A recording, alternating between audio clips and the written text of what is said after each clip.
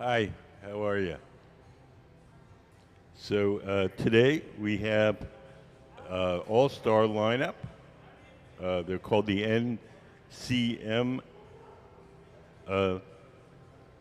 NCN Collective. There's some of the best glass sculptors in the world are here today. In the center, we have Martin Janecký. He's going to be assembling some bird sculptures that we're going to use not today, but later on. They'll be attached to another sculpture. We made some of the parts previously, and we're going to put them together. Have you been here before? So let's start out with just a quick introduction to how glass blowing works. Everything that we do here starts out in our glass furnaces. The glass furnaces are the machines where you see the doors closed. There's two of them, one on each side of the studio. Can we put up the furnace diagram? So that's what the furnaces look like inside. So in each of the furnaces, there's a big ceramic pot. In that ceramic pot is 1,000 pounds of melted glass. We keep the melted glass at 2,100 degrees Fahrenheit, which is 1150 Celsius. And at that temperature, the glass has the consistency of honey. So if you can imagine a giant crock pot full of honey, that's what our furnace is like. We want to get it out to make stuff. We take one of those steel pipes. Those are called blow pipes. And we dip them into the melted glass like you dip it into a big jar of honey. Dip it in, twirl it around, a little bit of glass collects around the end of the pipe. The pipe is hollow, so when you blow, the ball of glass blows up like a balloon. If you want to make something larger, you let that bubble cool and stiffen, and then you dip it in a second time or a third time, and we just keep building up the glass in layers. All the glass that's in those furnaces is clear glass. It has no color. We buy our colored glass separately.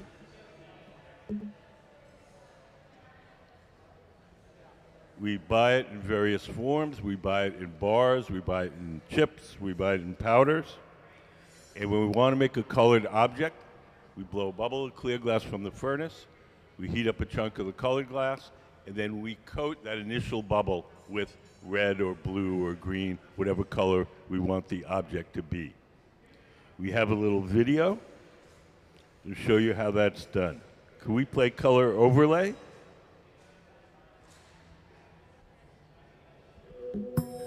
The color in glass comes from adding various materials to the mixture of raw ingredients called batch. Most of the colorants are compounds containing some kind of metal. For example, adding cobalt to clear glass creates a deep blue. Tin and antimony can be used to create white glass, and gold chloride can produce a rich red or pink colored glass. Colored glass is melted in furnaces, just like clear glass, and then is usually rolled into bars for storage and easy application. In order to apply color bar to a bubble, we first need to preheat the color to approximately 950 or 1000 degrees Fahrenheit in a color oven or garage. Once warm, the color is then picked up on the end of a punty rod using a little bit of clear glass as a support. The color is then heated in the 2300 degree glory hole to soften it and make it malleable, while another artist creates a small bubble of clear glass on a blowpipe. Once warm, the color is dropped over the clear bubble, and then using a variety of hand tools or the steel marver, the color is rolled back over the clear in an even layer. This process is called dropping color, or creating a color overlay. Depending on the project, that bubble is then usually gathered over with clear glass and blown into the final form.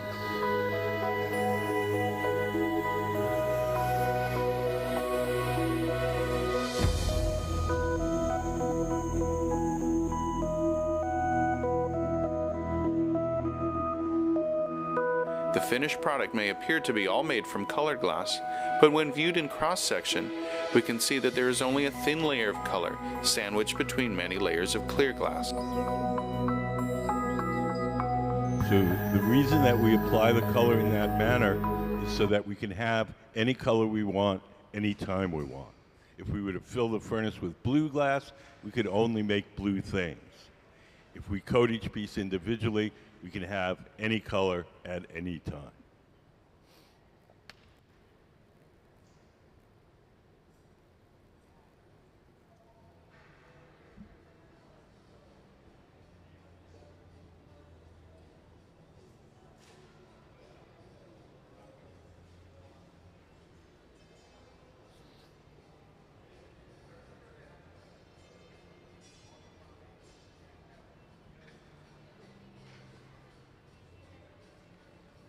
Body for the bird? Yeah.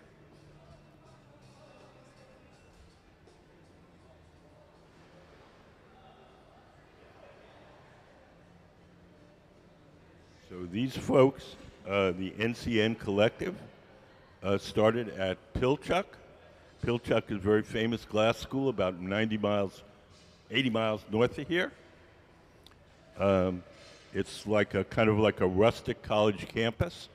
And people come there. You live on the campus, and you study with a master glassblower, master engraver. So these guys all started working together at Pilchuck, and now they've brought their collaboration here. So on the far right, we have Raven Skyriver, the man with the long ponytail. The woman standing at the glory hole that's Kelly Odell. Sean Albert in the gray shirt and red shorts. At the center bench, we have Martin Janecký, who's one of the greatest glass sculptors in the world. Here we have Preston Singletary and Joe David. Joe David is a wood carver and printmaker, and he's somewhat of the mentor of this group.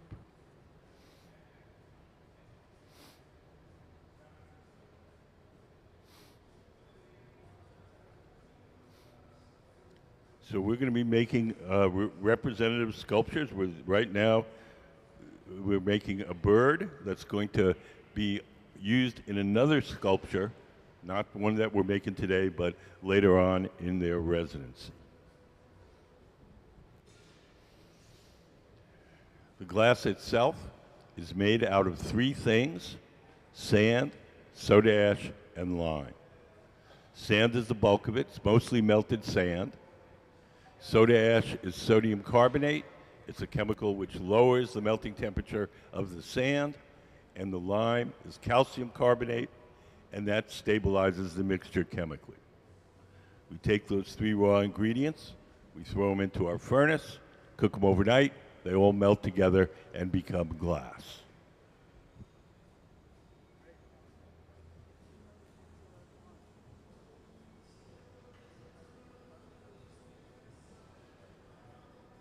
You can see some of the work produced by this collective here on these tables. And a lot of the masks and the animals that we're going to make, we're going to put a thin layer of color on the outside, and then Preston Singletary is going to carve designs into the surface, following the traditional form line design. That's what they call this Northwest style of decoration. Traditional Native American artwork.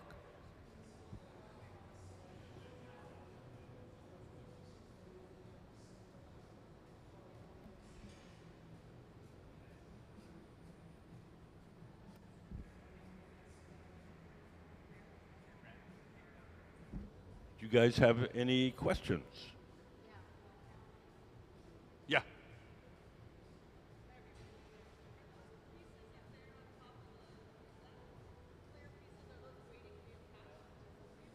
Yeah, those we have some little glass ponies that we make for fun up there, and then the tops of goblets.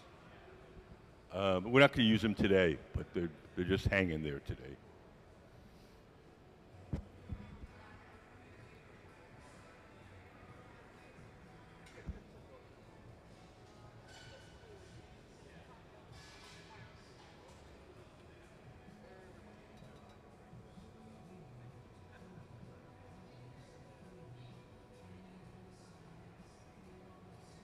Is there a drawing of the bird? No, no. You could show Martin's birds. They're kind of stylized.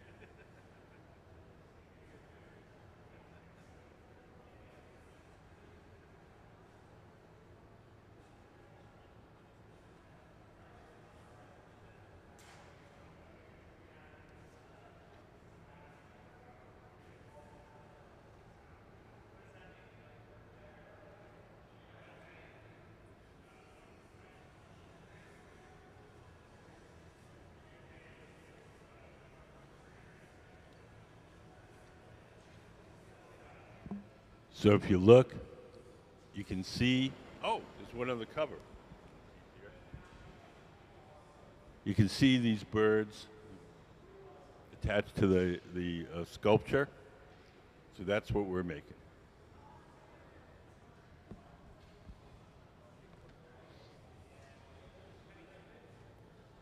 So right now in the center, Martin Janecký, sitting at the center workbench. He's working on what's going to be the body of the bird.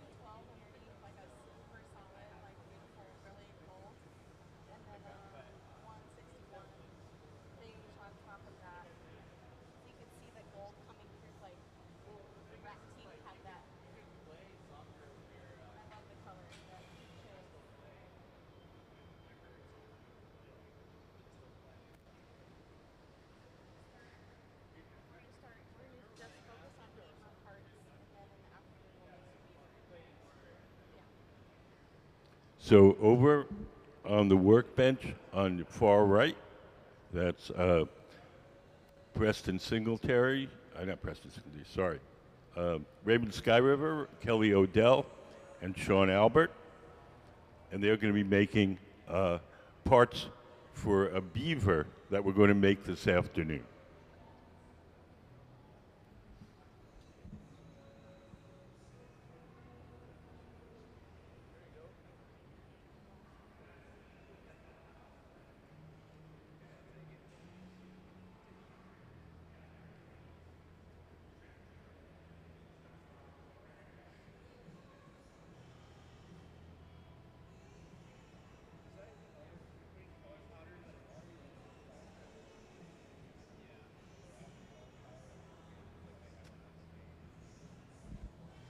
See one of the glass blowers walk around the corner. He's going to our powder booth where we can sift powdered colored glass onto the surface.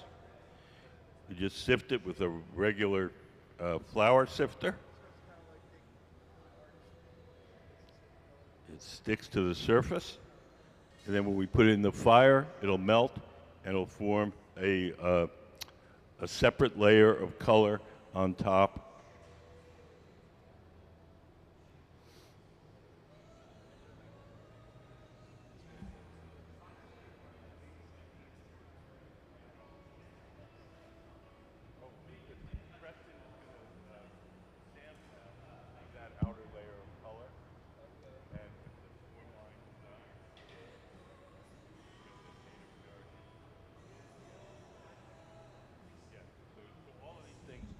Have a layer of color over the base color, and so he can sandblast through and make the form line designs on the surface.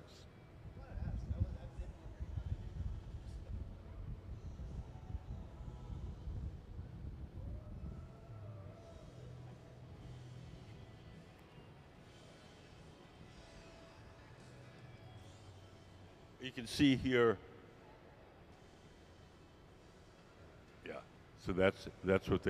So that's why they're adding the powder layer.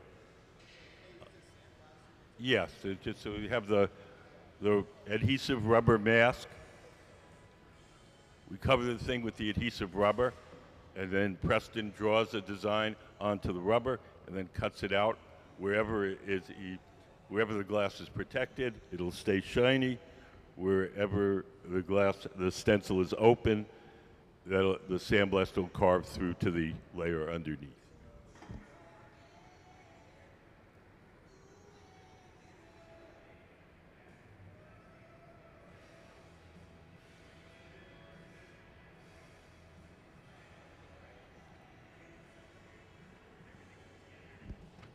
You can see Preston is working on one of his designs. You can see that's a adhesive rubber mask that he laid onto the glass, and then he's going to draw the design, cut it out, and then we're going to sandblast it. Can we put up the sandblasting drawing?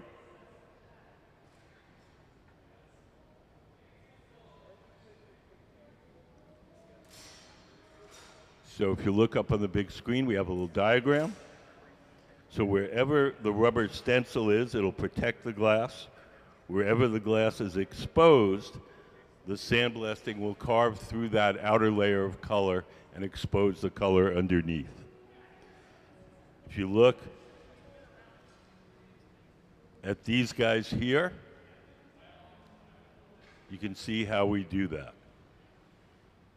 So wherever it was protected by the rubber mask, it stays shiny. Wherever it was unprotected, the sandblasting carves through the outer layer, exposing the color underneath.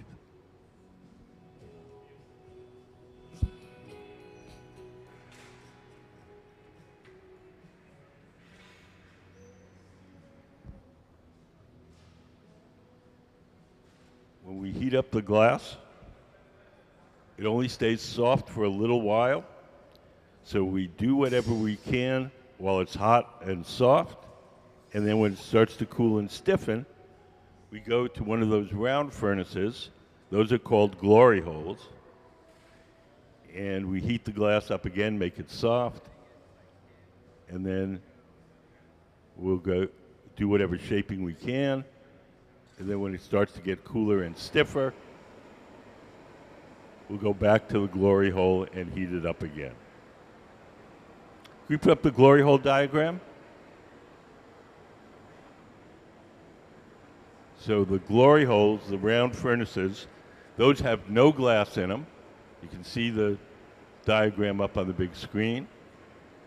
Those are just for heating and softening the glass while we're working. If you think about wax, when wax gets hot, it gets soft, and but it doesn't stay soft for very long. It hardens fairly quickly. Glass is the same way. So we heat it up in the glory hole. We make it soft enough to shape and form. We do whatever we can while it's still hot and soft, and then we return to the glory hole and heat it up again. If you've ever seen anybody work at a forge, making swords or horseshoes, they take the metal, put it in the fire, soften it, work on it a little bit with a hammer, back in the fire, soften it again. That's the same thing we're going to be doing here.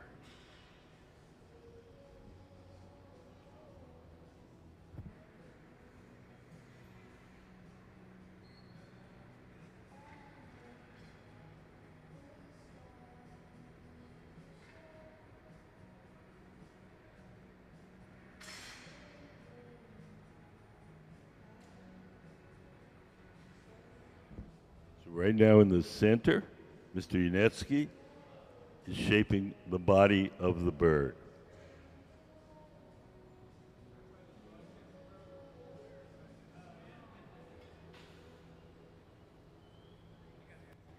Has anybody got any questions?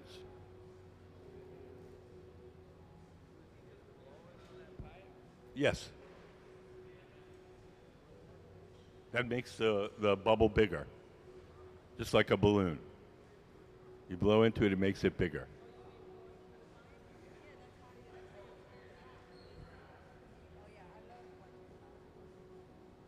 Pretty straightforward, just like blowing out. The only difference between a balloon and the glass is a balloon collapses when you stop blowing. The glass stays expanded when you stop blowing. Yeah. There's the glass furnaces, the ones with the doors closed. Can we put up the glass furnace diagram? Oh, maybe not. So those machines where you see the doors closed, that's where we keep the molten glass. There's a big, the bottom half of it's a big giant ceramic pot with 1,000 pounds of molten glass in it. The molten glass has the consistency of honey, so it's like dipping into a big jar of honey. So we want to get more glass out, we just take the pipe, dip it in, twirl it around, glass collects around the end, the pipe is hollow, so when you blow, the ball of glass blows up like a balloon.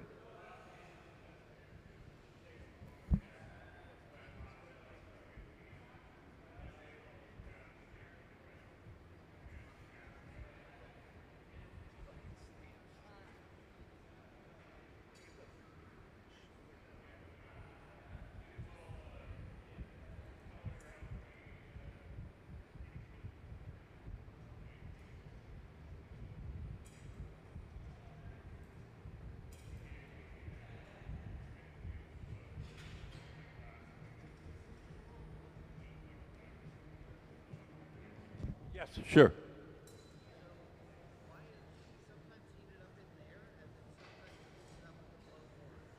Okay, good question. Why do they heat it up in a glory hole, but sometimes they use a blowtorch? The torch allows us to focus the heat in a particular place. When we put it in the glory hole, it kind of heats it up generally. If we need the heat in a specific place, we use the torches.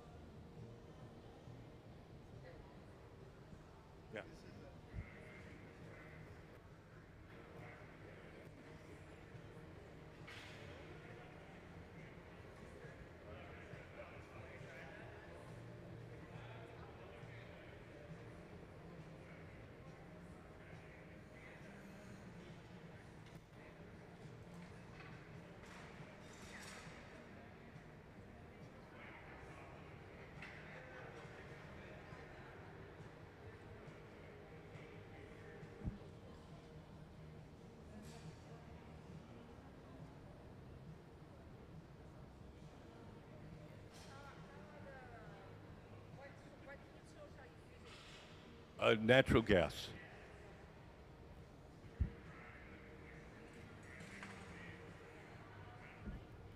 There's two kinds of furnaces, the glory holes and the glass furnaces. The glass furnaces are on 24/7, that have the tanks of molten glass. The glory holes are only on during the working day.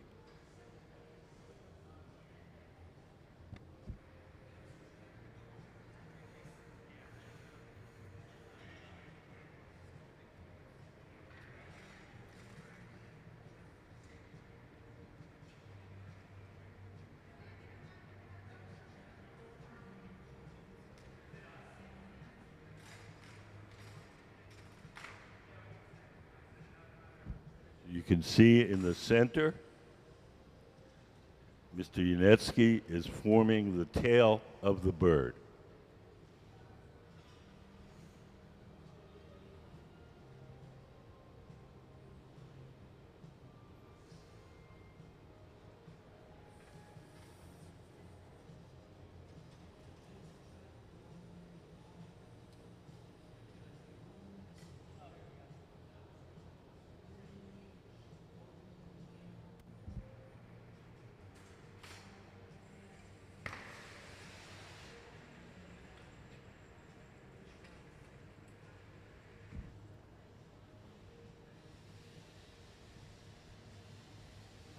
Glass is a very poor conductor of heat, which turns out to be a good thing for us because we can heat up one part of the glass with the torch and make just that part soft. We can shape that part without disturbing the rest of the shape. So right now, he's heating up that the bird's tail, and so that'll be soft. He can shape that, but he won't lose the rest of the shape of the bird's body.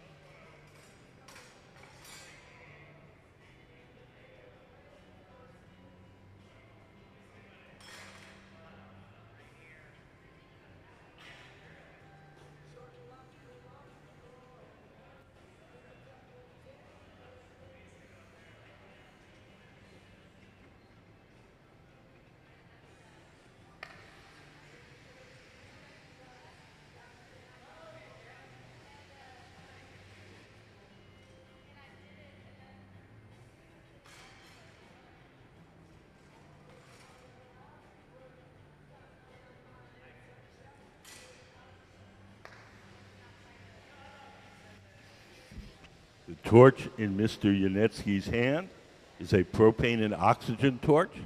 It has a 5,000 degree flame. It allows us to get one small area of the glass hot and soft very quickly.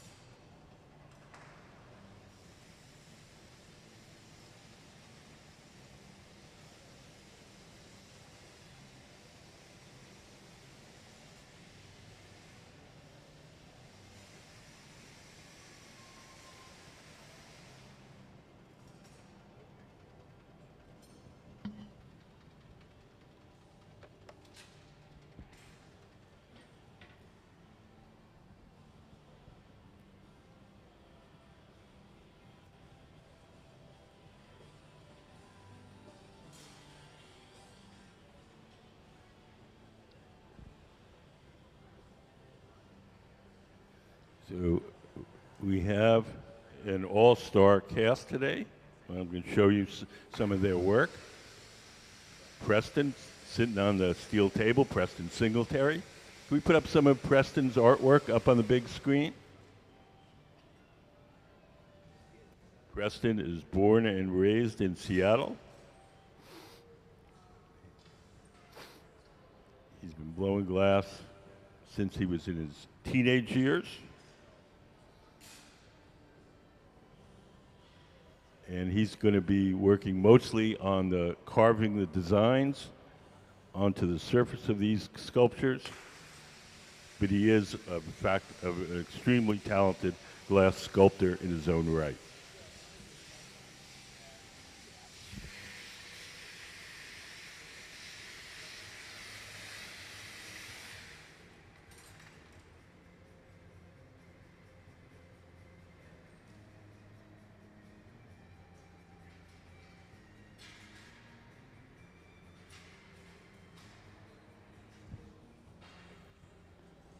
See one of Preston's totem poles made out of solid glass.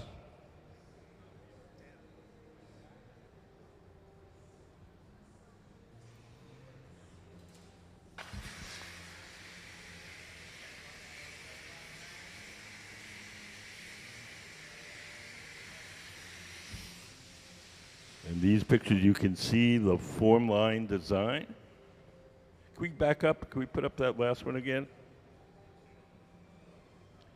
So this is what I'm talking about when I say form line design. It's the traditional Northwest Indian. Preston is a member of the Tlingit tribe. And so this is these kind of designs are traditional designs which he has transformed into modern sculptures.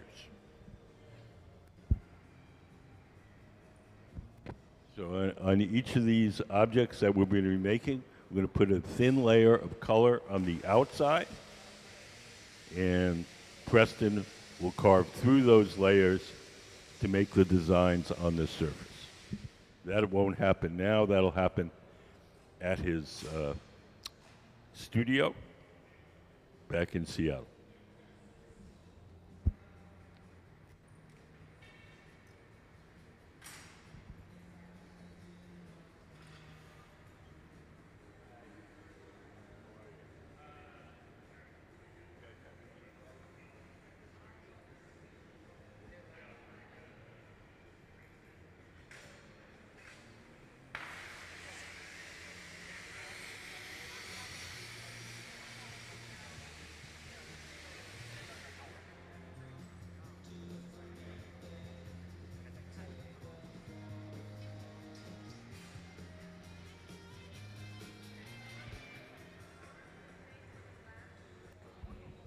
How long does the glass take to cool off? There's two answers to that. Well, there's still two answers. If we just put it on the table and let it cool on its own, it'd be cool in 20 minutes, but it would break. If we want to keep it, we have to put it in one of these big black ovens and cool it slowly overnight.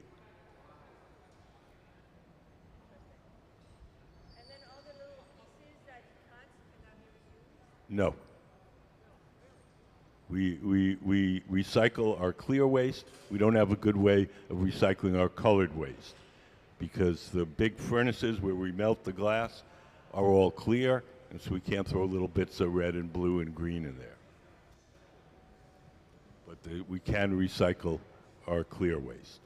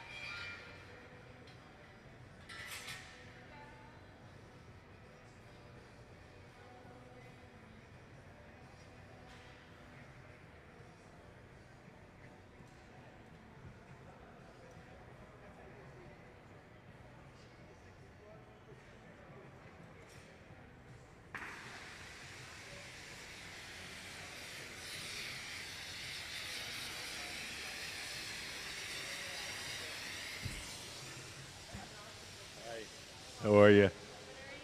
Good. Nice to see you. Do you have any questions? Anything you'd like to know? They're making a bird, a raven, Yes. thunderbird. No, I think it's just a bird.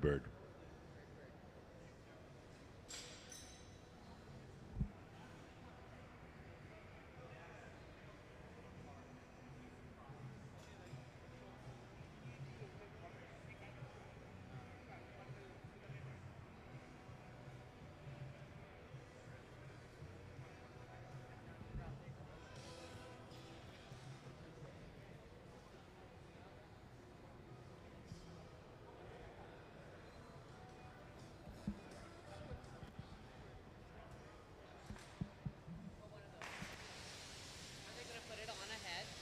Yeah, but not today. Yeah. Tomorrow? Whatever.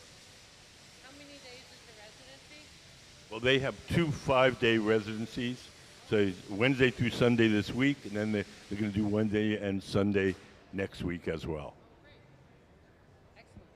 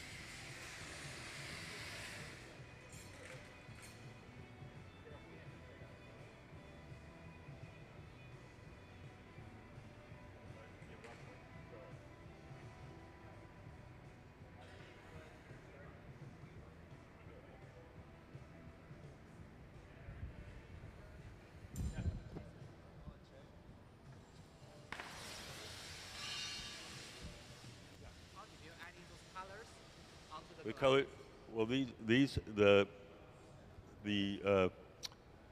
the color on the surface is made with sifting powdered colored glass onto the surface. Can we play the powder video? Powder, okay, powder. Yeah. I think we have a little video. We can show you how we apply. There it is. Powder is the smallest size of colored glass available and can be very versatile when used in the creation of artwork. Powder is made by crushing frit in a ball mill. When used like frit, the powder is rolled through, and the heat of the gather is enough to melt the color onto the surface. Powder can also be sifted onto the outside of a bubble or gather to create various densities of pigmentation and shading. The application of different color powders can create both abstract designs and naturalistic color patterns, such as the skin of animals. Powder can be melted smooth or left dry and cakey on the surface of the piece.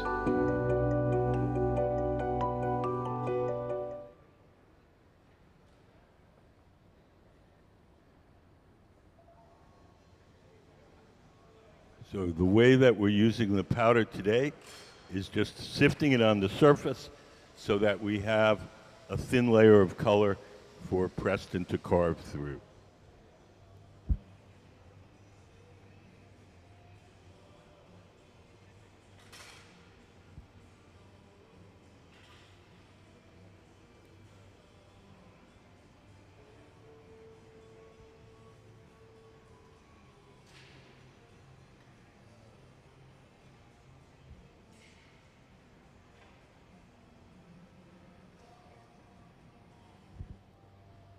Big rectangular pad that Mr. Janecký is using to shape the glass is made out of cork. Cork is a soft material, so it allows us to press on the glass without leaving any marks. Do you guys do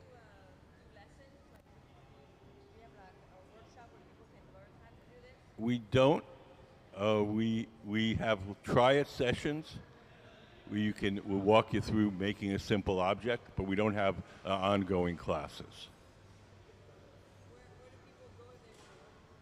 Oh, there's all sorts of places. There's 2 other studios here in Tacoma that have classes. There's about at least half a dozen in Seattle. There's about 50 art colleges across the United States that have glass in their art departments. And here in Tacoma, you can actually learn glass blowing in the public schools. There's a middle school and high school program in glass blowing. It's called the Hilltop Artist Program. So sometimes you'll see a young person on the floor. We take interns from the Hilltop program.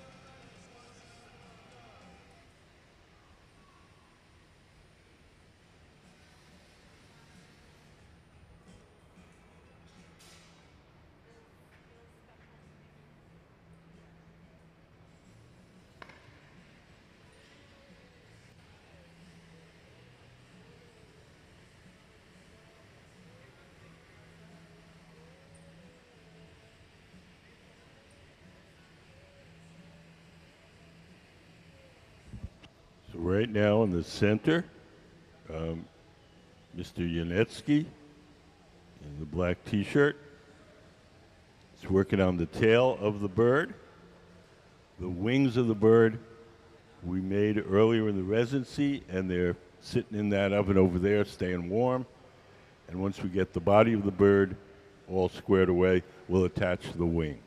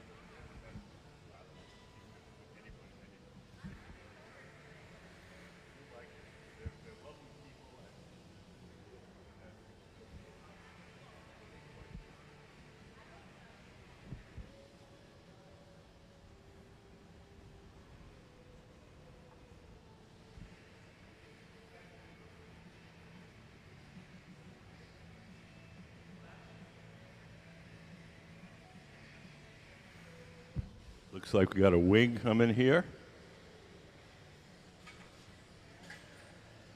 When we attach a piece of glass to another piece of glass, we have to heat up the edge of the piece that we're attaching. We also have to heat up the place where we're attaching it. So both the attachment and the place where we're attaching it are hot, when we press the two together, they'll fuse permanently.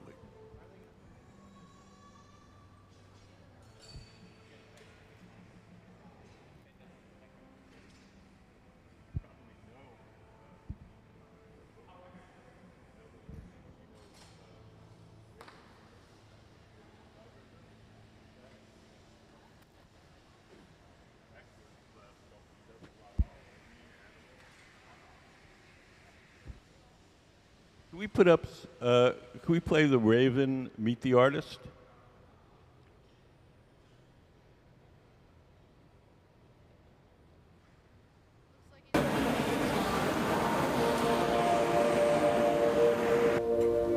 This is Raven Skyriver, one of the collections. My name is Raven Skyriver, and I'm from Lopez Island, Washington. It's a small island in the San Juan Islands.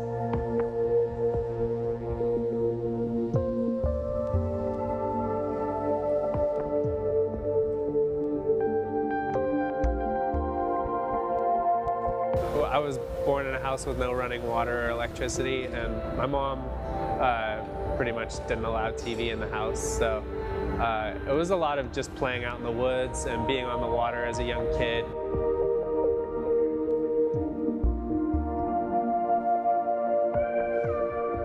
As a young boy and all throughout my life, I've made trips up to the outside of Vancouver Island. So this is a direct inspiration of my upbringing, the salmon, and also an icon of the Pacific Northwest and a staple of the native people of this area. My other work as well is, you know, from the north, Alaska down to here, whales and fish and stuff.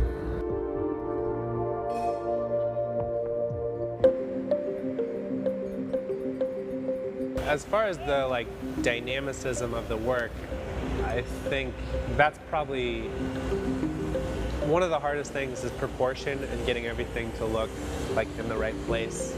That's one hard aspect, but the other, and I think one of the more difficult things about making something is giving it a dynamic flow and making it look alive and giving it motion when it's a static object. So that's something I'm still striving towards, and I feel like this is a more recent piece. I feel like I'm getting better at that, but it's always something I'm trying to put into the work, is breathing a little life into it and making it look as though it has motion.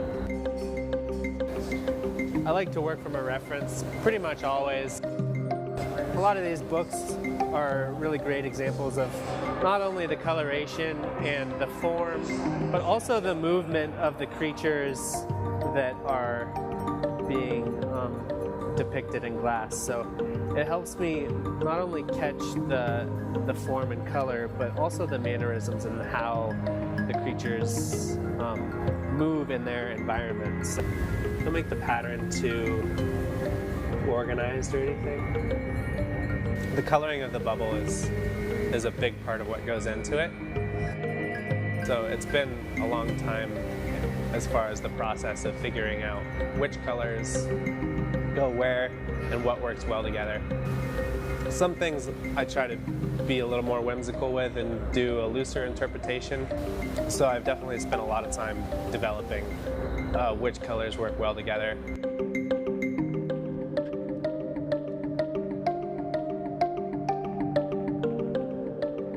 I have a lot of ideas. That's definitely something I don't have any shortage of. I guess I want to keep exploring similar forms, but there's other things that I haven't tried yet that I definitely want to delve into as well. Would love to express my gratitude to the museum and also to this amazing crew that museum offers and that I've been able to assemble as well. Couldn't do any of this on my own.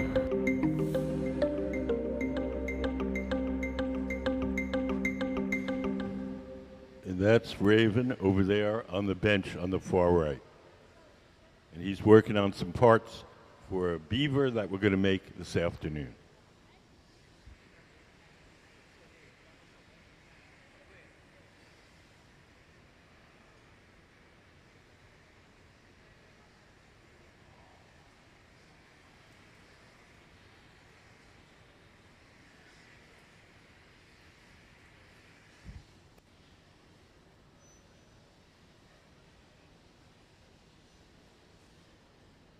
So the wings of the bird were made previously. They're sitting in this oven over here. This is called the garage. We call it the garage because that's where we park stuff until we're ready to use it. It operates at about half the temperature of the furnaces. It's hot enough to keep the glass from breaking, but it's not hot enough to make the glass soft. So whatever goes into the garage stays warm, holds its shape. We're ready to use it. We pull it out and heat it up a little extra.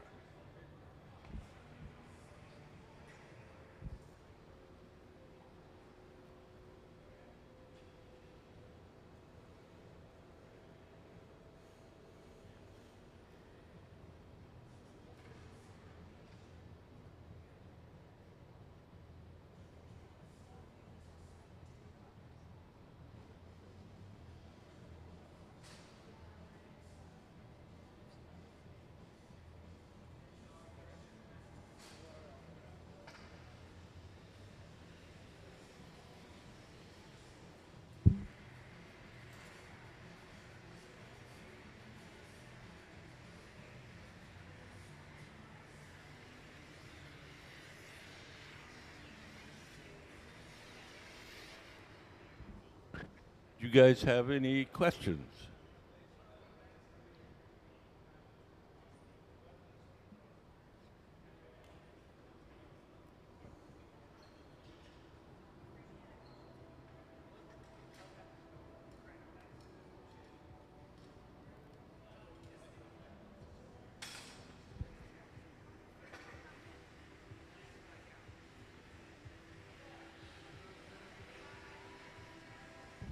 Sir. A natural gas.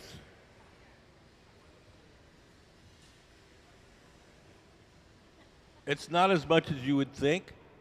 Probably neighborhood of $500 a month for the big furnaces and about maybe $300 for the glory holes. We're heating up a very small space to a very high temperature.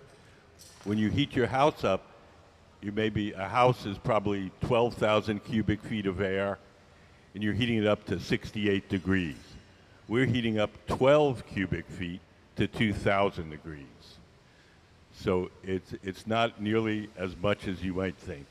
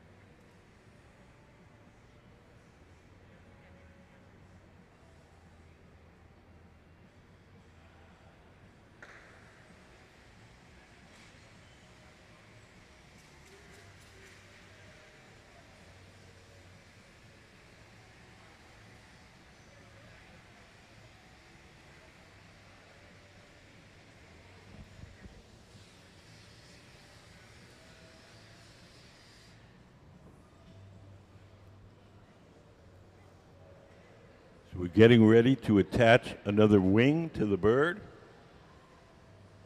Kelly Odell has brought the wing on a little metal tray.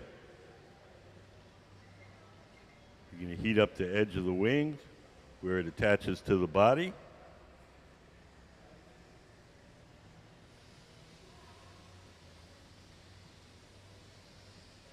We're going to heat up the spot on the bird's body where we're going to attach the wing.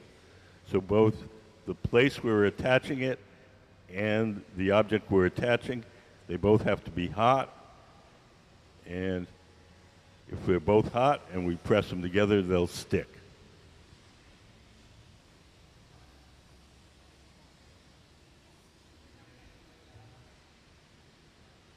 Does anybody have any questions?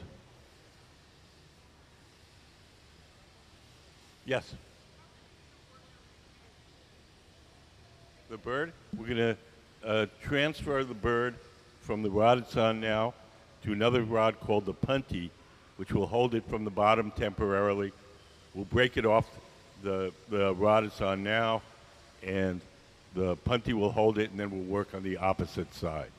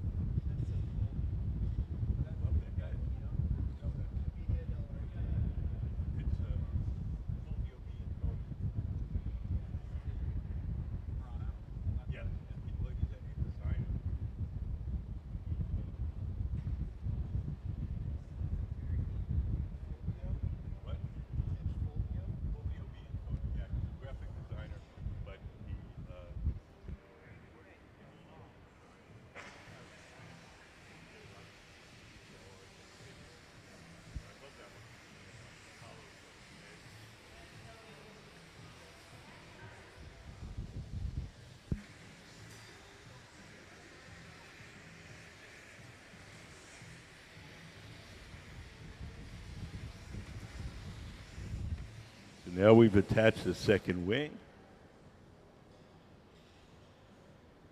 And Mr. Janecký, Martin Janecký, will work on shaping the wing a little more.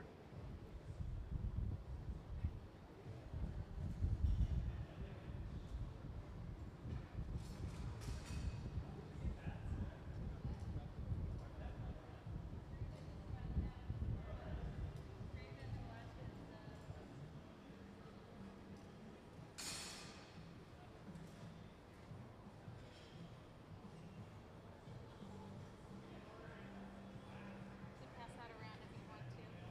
There's no sharp.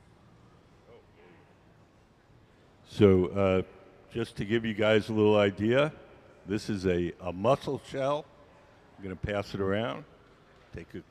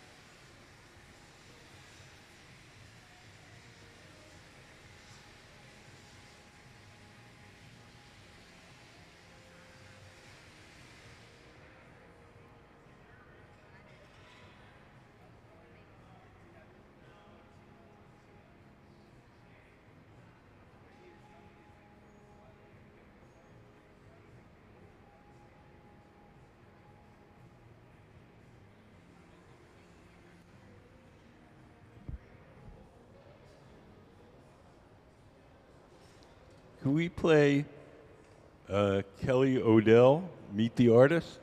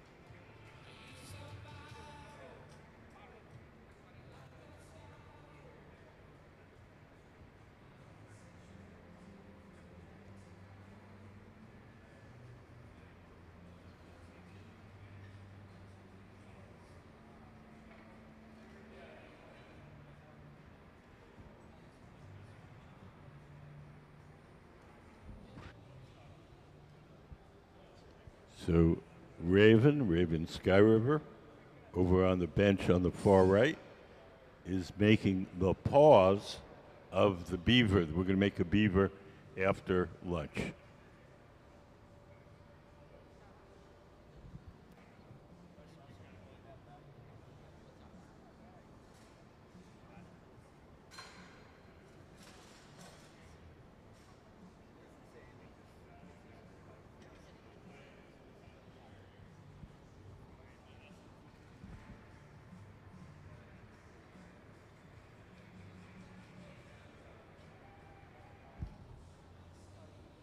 Martin Janecký in the center. He's from the Czech Republic. He's been blowing glass since he was 13. And he's considered one of the world's greatest glass sculptors.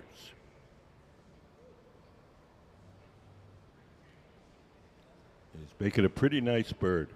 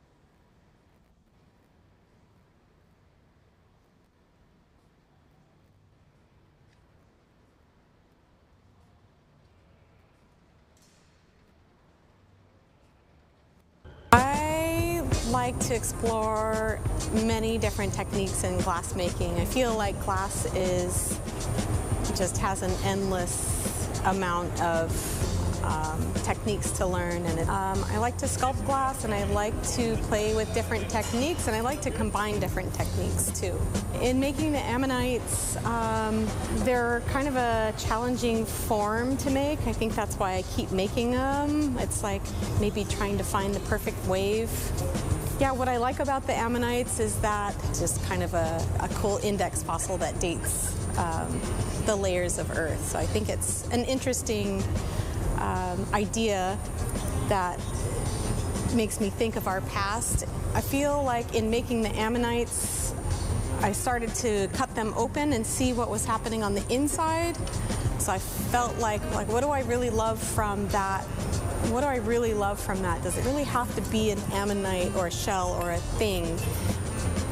And then I felt like, well, let's just play around with the glass and let it do its fluid thing, and make marini and do color folds and chop it up and see what that looks like on the inside. I love how you can see them turning in the shop. It's flat as it's been cut through or something, and on the other side you have this beautiful pore surface. The surface of the glass hasn't really been touched, so it has this really beautiful quality of magnifying what's behind it. So I just want to see both of those sides. So I need to figure out a way to display those. So that's Kelly Odell. She's sitting on the steel table. So all these guys are really very accomplished glass sculptors, and they're working on these sculptures as a collaboration. You guys have any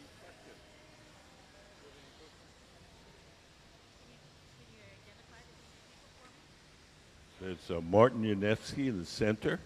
To his left is Gabe Feenan. He's one of our resident team of glassblowers here. Sitting on the table, we have the man with the long gray ponytail. That's Preston Singletary. Alex sitting on the steel table next to him, and then Kelly Odell, who happens to be Preston's wife, but a very talented glass sculptor, as you just saw.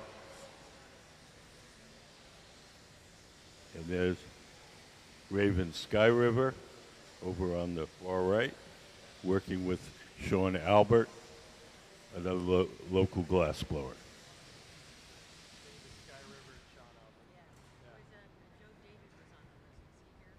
He's here. I think he's in the back doing drawings.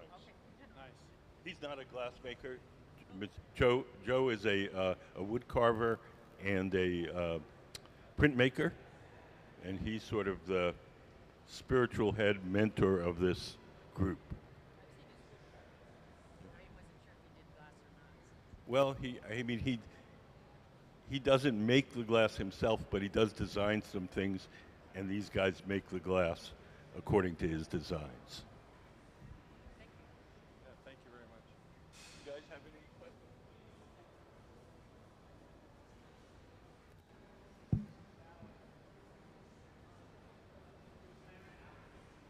Hi. Hi, boy. All right, how about you?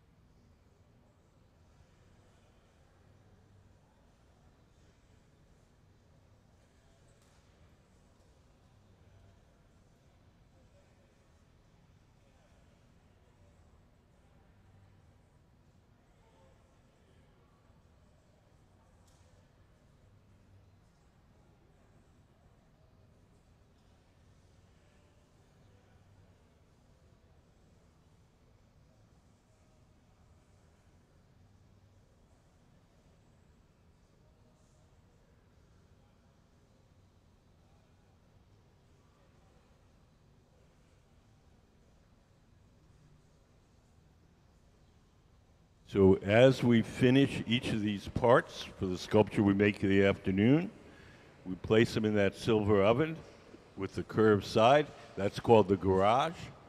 The garage operates at about half the temperature of the furnaces. It's hot enough to keep the glass from breaking, but it's not hot enough to make it soft. So whatever goes in the garage stays warm, holds its shape, and when we're ready to use it, we'll heat it up and stick it together.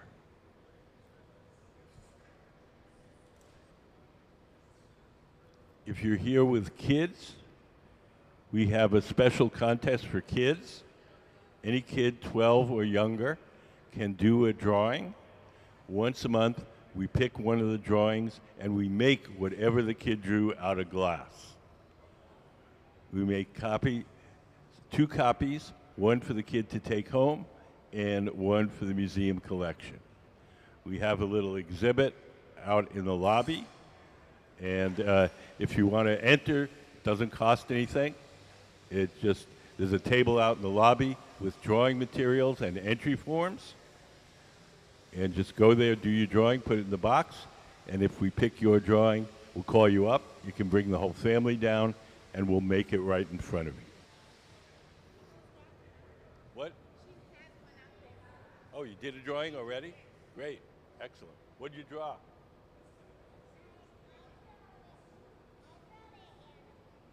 You drew it. All right. Well, good luck.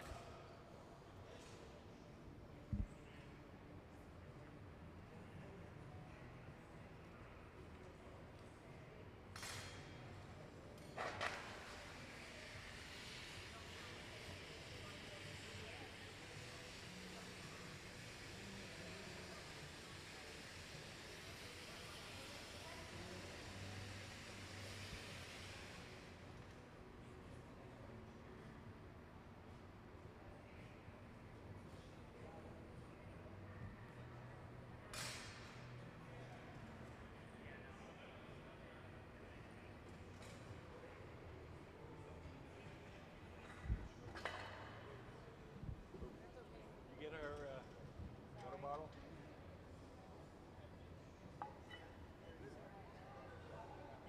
Thanks for coming in, guys.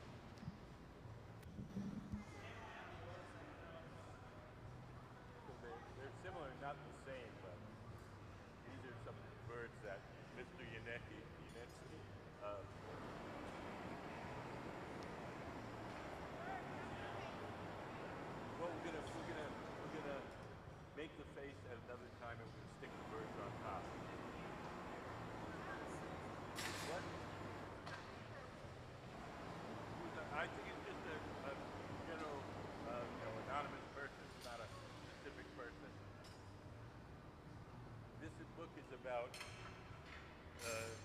Mr. Janecký, the tall guy, black t-shirt. This is all his art. Would you like to look at the book?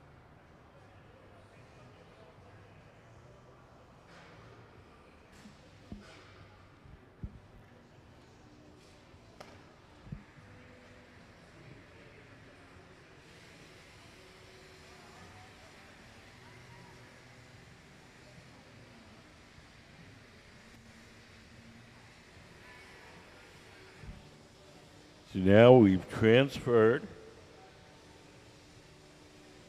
the bird from the rod it was originally formed on to a second steel rod called the punty. The second steel rod will act as a temporary handle to hold the bird from the bottom while we make the head.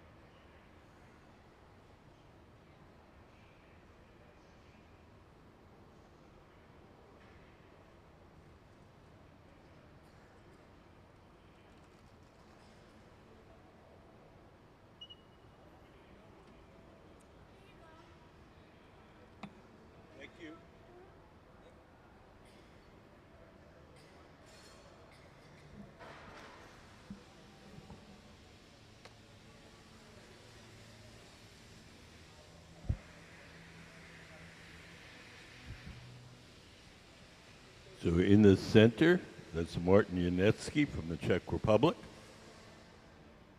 And he's sculpting this bird. He's making the bird's head now.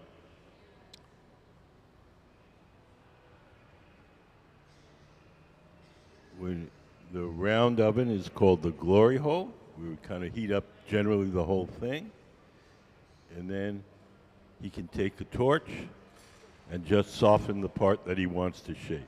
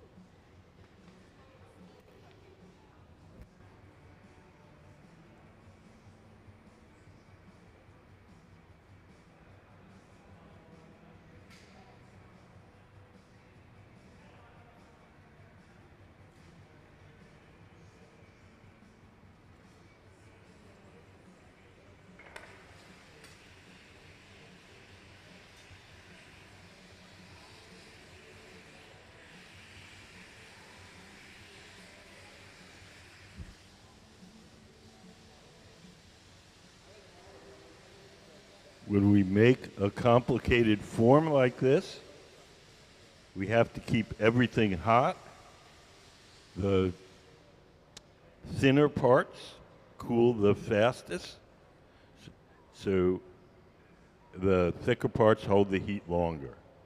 So you can see Mr. Janecký is taking the torch and warming up the tips of the wings, so to keep those warm and so they don't crack. But he's working on the head.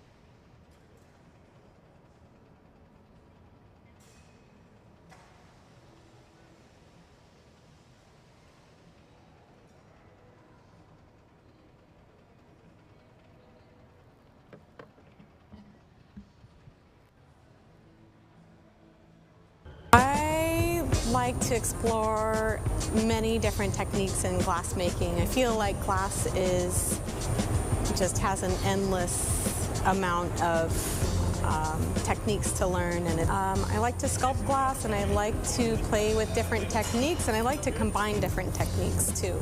In making the ammonites, they're kind of a challenging form to make. I think that's why I keep making them. It's like maybe trying to find the perfect wave. Yeah, what I like about the ammonites is that it's just kind of a cool index fossil that dates the layers of Earth. So I think it's an interesting idea that makes me think of our past. I feel like in making the ammonites, I started to cut them open and see what was happening on the inside. So I felt like what do I really love from that?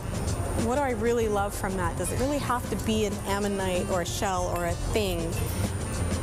And then I felt like, well, let's just play around with the glass and let it do its fluid thing, and make marini and do color folds and chop it up and see what that looks like on the inside. I love how you can see them turning in the shop. It's flat as it's been cut through or something, and on the other side you have this beautiful pore surface. The surface of the glass hasn't really been touched, so it has this really beautiful quality of magnifying what's behind it. So I just want to see both of those sides. So I need to figure out a way to display those.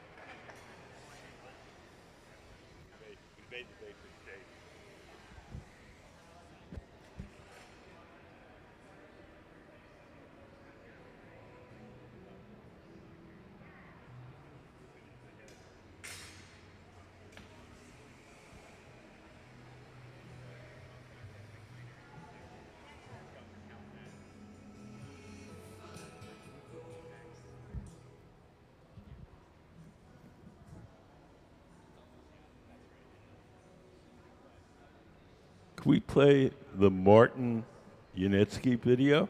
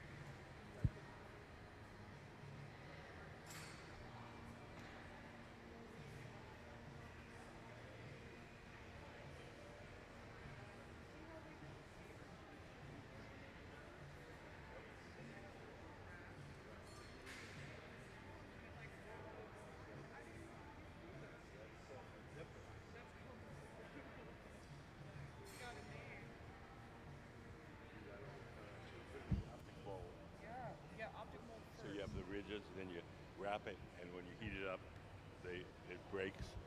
It leaves a little solid. That's cool. Heck yeah. Wow. Little crab legs. Like, that's crazy. That's awesome.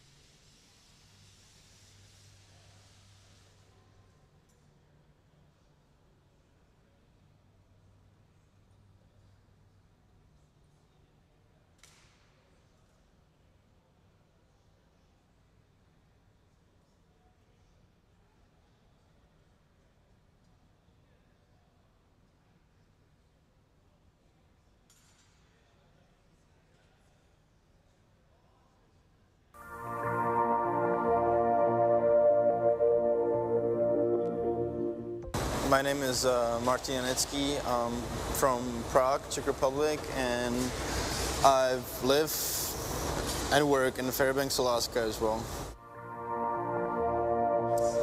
I've been blowing glass for about 17 years now, since '93, and it's all I know, and it's all I've been doing, and yeah, I never stopped. I love it every day.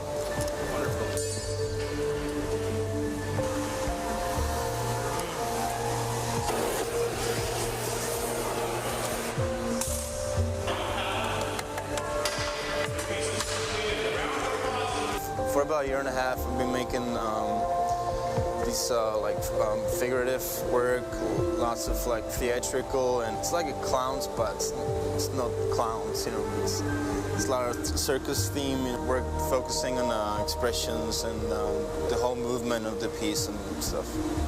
Yeah, I use the word Kafka-esque to describe your clowns. Would you think that's appropriate? That's great. Okay. You know, this sculpting is very technical, but then there's obviously this kind of undercurrent of emotion or confusion or angst or, you know, whatever it is. Each one's probably individual, but there's, you know, there's something under the surface rather than just the... Yeah, it's not really happy stuff. I don't make the happy. I think there's enough happy stuff. The bright bumblebees and all that stuff. I'm like, you know, I'm one of the happiest glass blower on earth, so I have to like balance it out with this stuff. Okay.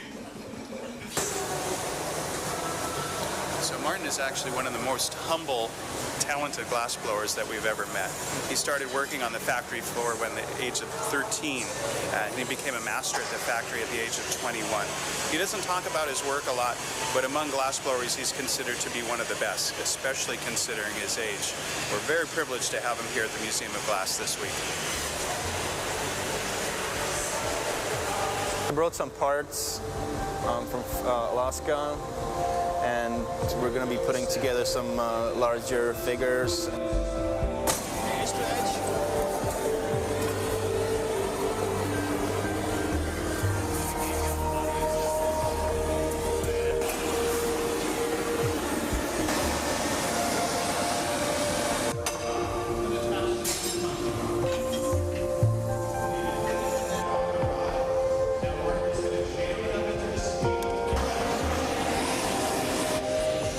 Okay. Okay.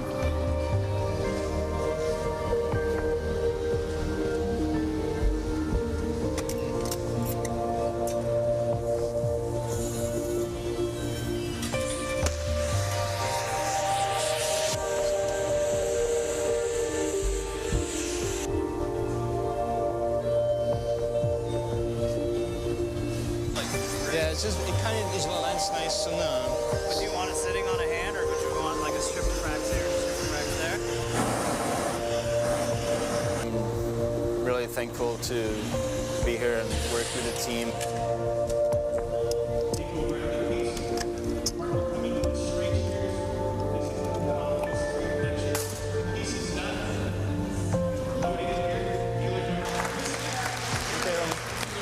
Thank you.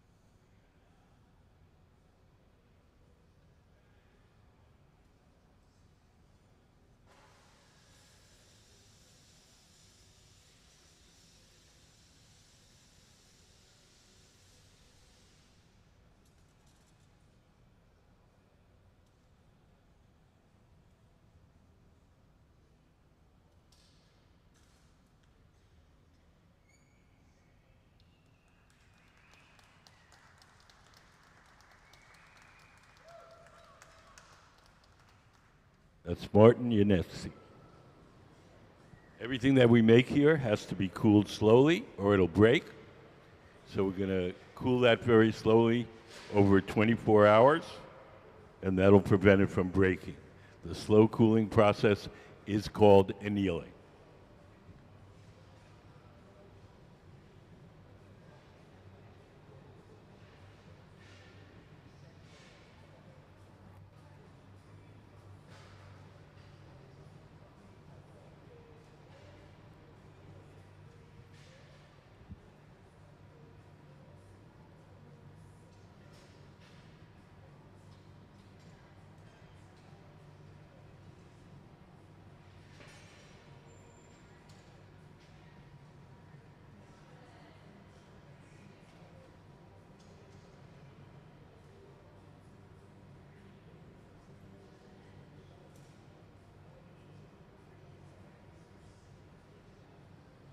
There you go.